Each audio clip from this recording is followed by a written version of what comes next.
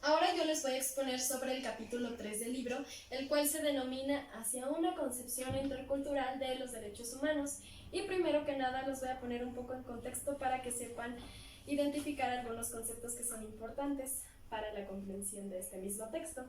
El primero sería ¿qué son los derechos humanos? Y bueno, los derechos humanos son las condiciones instrumentales que le permiten a un individuo o una persona su realización.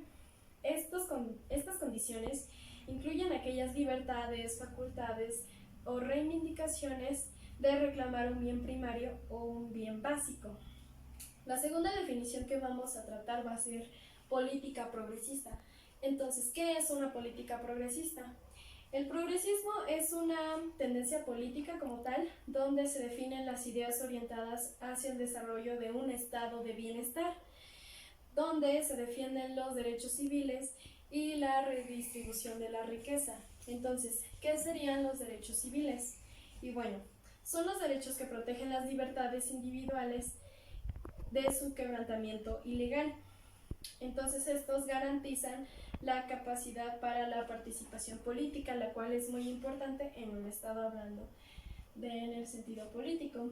Entonces, el tercer concepto, que también es importante aquí, sería la emancipación. Entonces, ¿qué es la emancipación social? Es una acción que permite a una persona o a un grupo de personas a un estado, acceder a un estado de autonomía o de libertad. Esto significa que dejen de estar sujetas a un tipo de autoridad o potestad. Por ejemplo, cuando nos referimos a la emancipación femenina, hacemos alusión a la liberación femenina.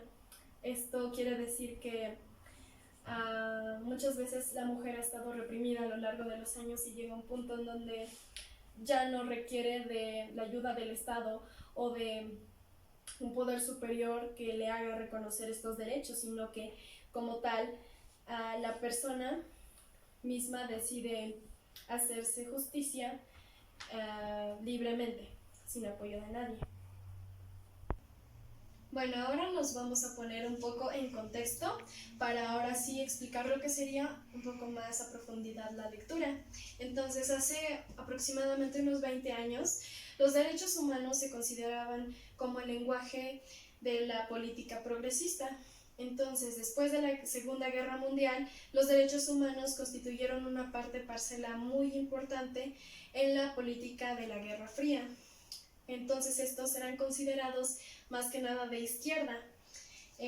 Tanto los países del centro como los países del mundo en desarrollo, las fuerzas progresistas prefirieron el lenguaje de la revolución y del socialismo a la hora de formular una política emancipatoria. Una política emancipatoria igualmente quiere decir como una política más libre, más autónoma. Entonces este era como el objetivo de ellos.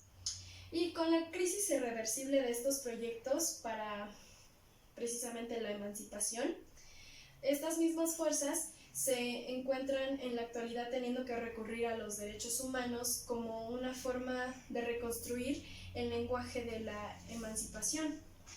Entonces, los derechos humanos fueron buscados como una vía de apoyo, una alternativa para llenar el vacío que habían dejado en ese entonces las políticas socialistas. Entonces aquí nos hacemos la pregunta, ¿realmente los derechos humanos pueden llenar el semejante vacío que habían dejado precisamente estas políticas? La respuesta a esto es sí. Sí se podría adoptando una política de derechos humanos radicalmente distinta a la hegemónica liberal. Hegemónica hace alusión a supremacía, a cuando un Estado es supremo a otro, por así decirlo. Entonces, más que nada, hegemónica liberal se refiere a la supremacía liberal. Entonces, el objetivo analítico de la lectura y del autor que presenta en esta lectura sería que los derechos humanos pueden ponerse al servicio de una política justamente progresista emancipatoria, que aquí está señalado. Entonces, para esto nos conduce a algunas de las tensiones dialécticas que se encuentran en el núcleo de la modernidad occidental. Y bueno, ¿qué es la modernidad occidental? Esta hace referencia a los procesos sociales e históricos que tienen origen en Europa del Norte a partir del Renacimiento, cuando empezaron a difundirse todas las ideas del humanismo y el antropocentrismo y etcétera. Cuando la gente empieza a darse cuenta de que realmente pueden verse las cosas de distinta manera, a solo ser ellos el centro del universo, ¿no? Entonces, bueno. Entonces así, actualmente